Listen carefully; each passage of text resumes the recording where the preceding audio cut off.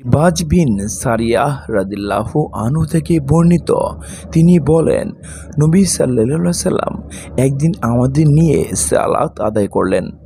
অতঃপর আমাদের দিকে মুখ ফিরিয়ে বসলেন।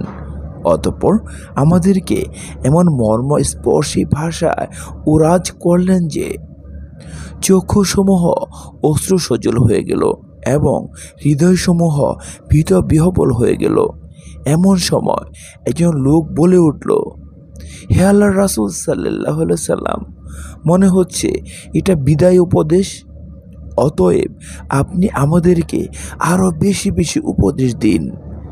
তখন নবী সাল্লাল্লাহু আলাইহি সাল্লাম বললেন, আমি তোমাদেরকে আল্লাহ ভীতির উপদেশ দিচ্ছি এবং তোমাদের আমিরের আদেশ শুনতে ও মান্য করতে উপদেশ দিচ্ছি, যদিও তিনি একজন হাবশী গোলাম হন।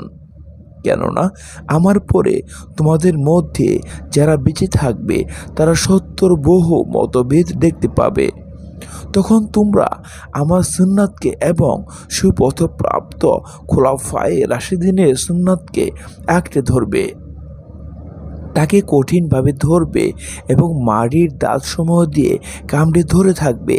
সাবধান, দিনের মধ্যে নতুন সৃষ্টি হতে দূরে থাকবে, কেননা দিনের ব্যাপারে যে কোনো নতুন সৃষ্টি হলো বিদআত এবং প্রত্যেক বিদআত হলো পথভ্রষ্টতা।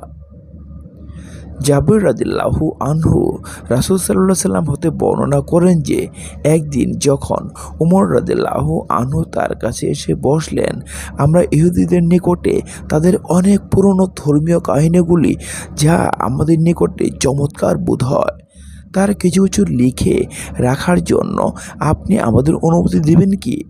তখন জবাবে নবী সাল্লাল্লাহু আলাইহি সাল্লাম বললেন, তোমরা কি দিকভ্রান্ত হয়েছ যেমন ইহুদি নাসারারা দিকভ্রান্ত হয়েছে?